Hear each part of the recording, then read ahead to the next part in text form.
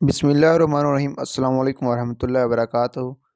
جزیرہ نما ہسپانیہ میں مسلمانوں کی 800 سالہ تاریخ اسلامی تاریخ کا نہایت مبہم بلشان باب بھی ہے اور عبرت کا نہایت اندہناک مرکب بھی۔ یہ ملک ولید اول کے عہد حکومت میں طارق اور موسیٰ کے ہاتھوں مفتوح ہو کر خلافت دمشق کا ایک صوبہ قرار پایا۔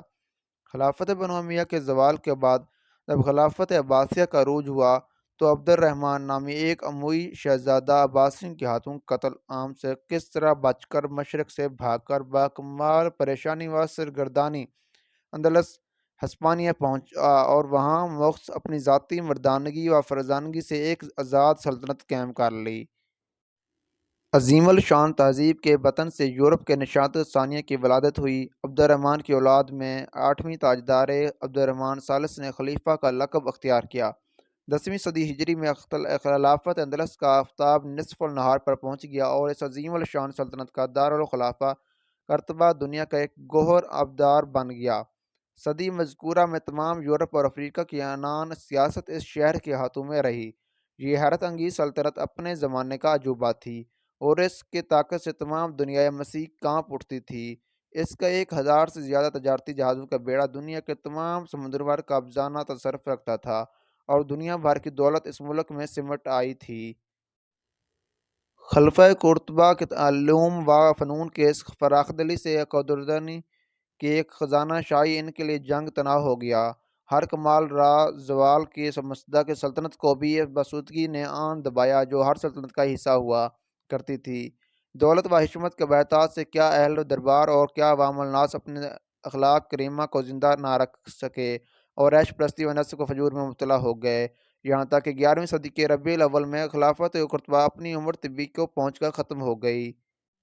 خلافت ازمی کی کھنڈرات پر بے شمار چھوٹی بڑی ریاستیں قائم ہو گئیں۔ اگرچہ ان کے حکمرانوں کے دربار علوم و فنون و تہذیب و تمدن کے شاندار گہوارے تھے، لیکن وہ باہمی رشک و حسد میں ایک دوسرے سے دست و گلو رہنے لگے۔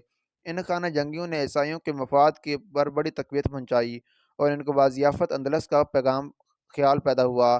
اس زمانے میں افریقہ میں المرتبین کی سلطنت قائم ہوئی۔ اس وقت یوسف بن تاشفین ان کا حکمران تھا، جس نے شہر مراکش قائم کر کے اس کا اپنا دارالخلافہ بنایا۔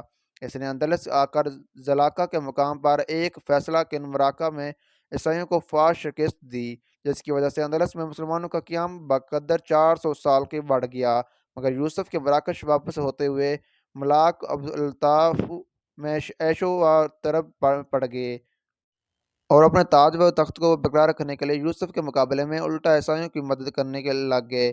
اس امر کو محسوس کرنے کے لیے یوسف نے سلاطین اندلس کا معزول کر کے وہاں اپنی سلطنت قائم کر لی۔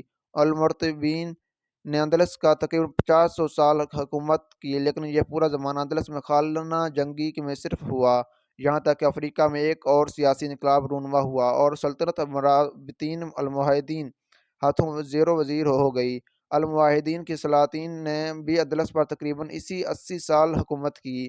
ان کے زمانے میں اندلس ایک نہایت مہذب و متمدن سلطنت تھی، جس کے ہاتھوں میں مغربی یورپ کی پالیسی تھی۔ اس خاندان کے اول 3 سلاطین بڑی قابلیت کے فرمانبردار تھے۔ یہ لوگ ابن ماجہ، ابن طفیل اور ابن راشد جیسے فلاسفہ کے مربی تھے۔ ان کے زمانے میں اشبیلیہ کو اندلس کا دارالخلافہ بنایا اور اس کے خوبصورت عمارتوں سے مزین کیا گیا۔ اس شہر میں ایک حسین و جمیل مینار بطور ان کی یادگار اب تک باقی ہے۔ امید کرتا ہوں دوستو آپ کو ہسٹری کی یہ ویڈیو پسند آئے گی۔ ویڈیو پسند آئی ہے تو چینل کو لائک اور سبسکرائب کرنا مت بھولیے گا۔ ویڈیو واچ کرنے کے لیے بہت بہت شکریہ۔ اللہ حافظ۔